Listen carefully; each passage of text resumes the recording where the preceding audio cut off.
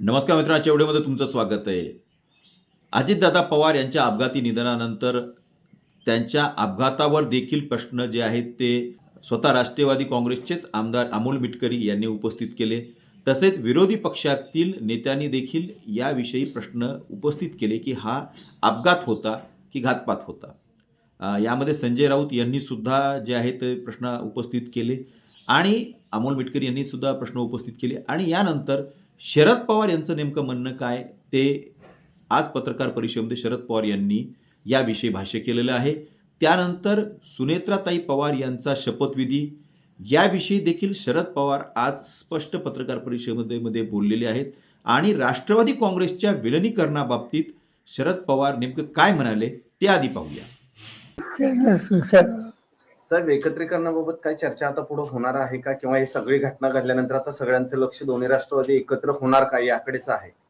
असं आहे की आम्हाला लोकांच्या समोर सरकारचं त्यातनं परस्परांना धीर देणं आणि पुढं कसं जायचं याचं आमचं लक्ष आहे. राजकीय निर्णयाच्या संबंधी आम्ही कोणाशी चर्चा करत नाही.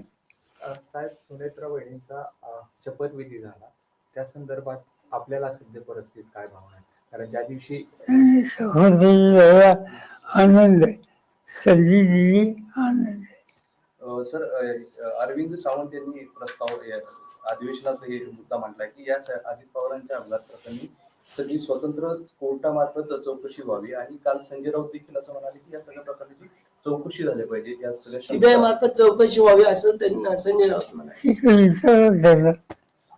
साहेब, अजित पवारांच्या अपघाताबाबत अनेक प्रश्नचिन्ह उपस्थित केले जातात, अनेक शंका उपस्थित केल्या जातात.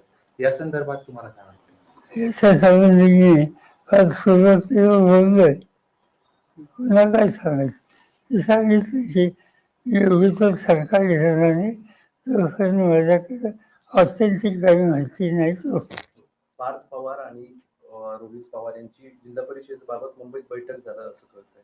माहिती आहे, माहिती आहे. पाहिल्यात मित्रांनो, शरद पवार नेमके आज पत्रकार परिषदेमध्ये या तिन्ही मुद्द्यावर काय म्हणाले. राष्ट्रवादी काँग्रेसच्या विलिनीकरणाबाबतीत सुद्धा भाष्य केलेलं आहे आणि सुनेत्राताई यांच्या शपथविधी बाबतीत त्यांनी आनंद झाला आहे असं सुद्धा त्यांनी सांगितलेले आहे. आणि तसेच आता पाहावं लागेल की नेमकं राष्ट्रवादी काँग्रेसच्या विलिनीकरणाबाबतीत जे काही आज शरद पवार बोलले त्याच्यावर पुढं काय होतं ते पाहावं लागेल. तुम्हाला काय वाटतं नेमकं कॉमेंटमध्ये आम्हाला कळवायला विसरू नका. भेटूया पुढच्या व्हिडिओमध्ये.